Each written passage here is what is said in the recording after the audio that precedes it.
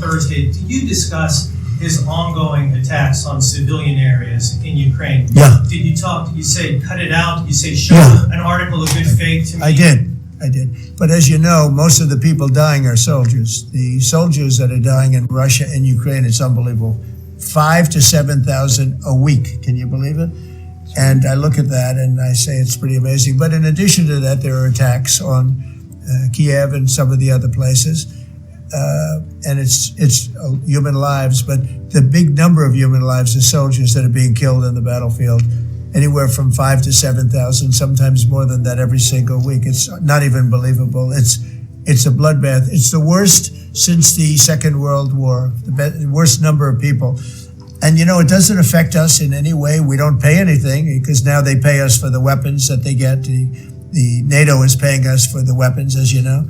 It doesn't affect, I guess you could say that's a positive thing, they pay us, but I'm not interested in that. I did straighten it out. Biden gave them $350 billion. Can you believe it? And all they did is get deeper in. It's a shame. Gave them $350 billion.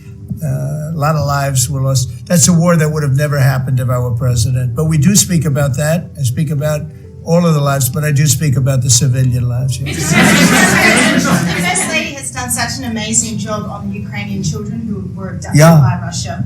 Would you support Senator Lindsey Graham's bill to declare Russia a terrorist state? And you have within your power, you're the most powerful man on earth. Why don't you just enable Ukraine to finish this war tomorrow? Well, if you knew anything about what you were talking about, you'd be able. You do. I don't think you do. Really, I don't think you do because it's a little more complicated than that. But it sounds easy. We're in the process of trying to make a deal.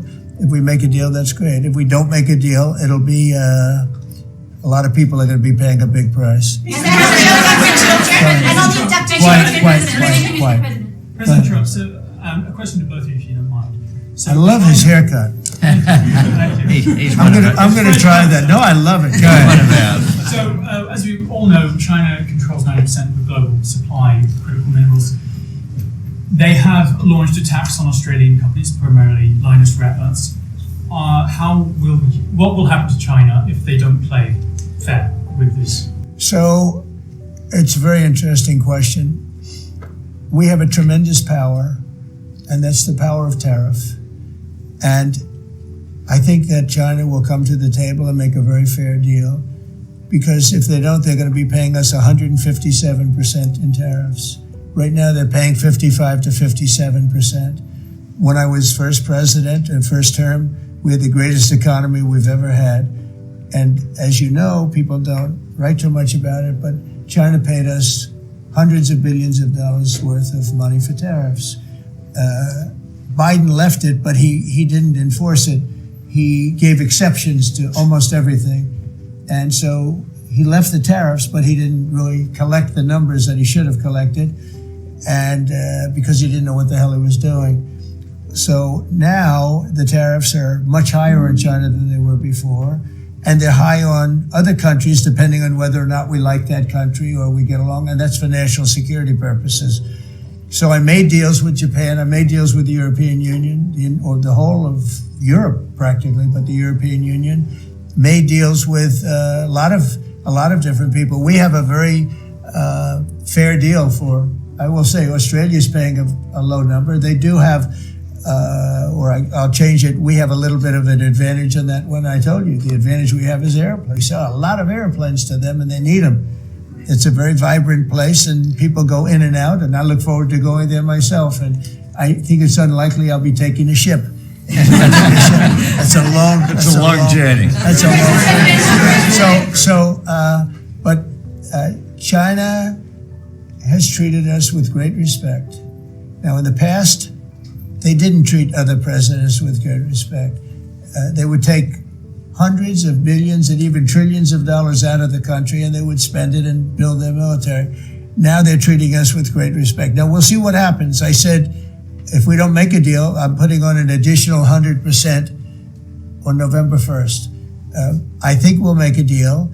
They threatened us with rare earths, and I threatened them with tariffs, but I could also threaten them with many other things, like airplanes. You know about airplanes, because they can't get parts for their airplanes.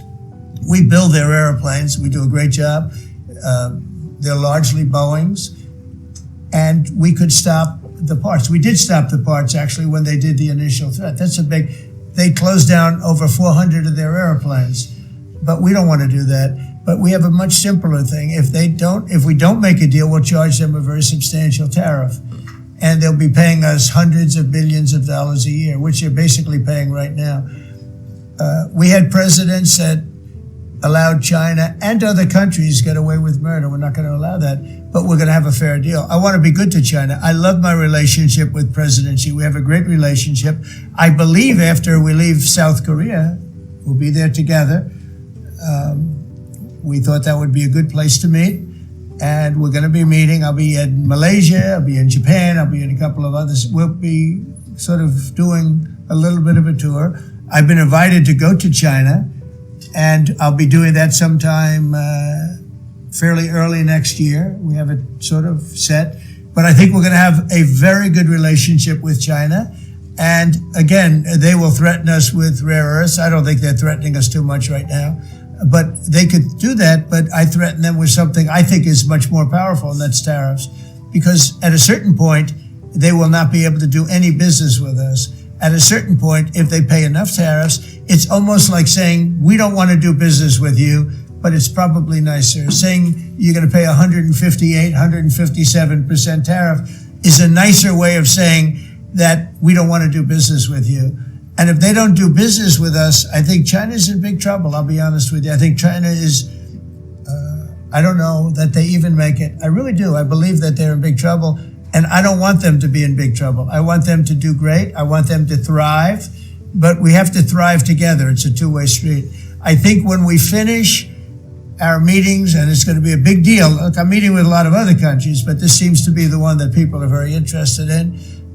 I think when we finish our meetings in South Korea, China and I will have a really fair and really great trade deal together.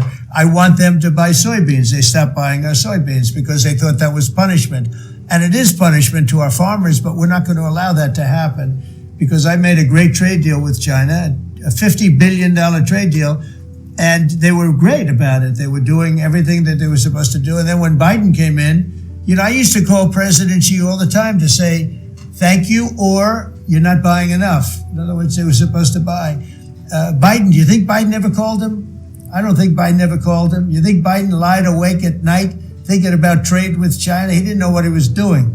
He was an incompetent president. We had an incompetent president, but you don't have that anymore. So I think we're going to end up having a fantastic deal with China. It's going to be a great trade deal. It's going to be fantastic for both countries, and it's going to be fantastic for the entire world.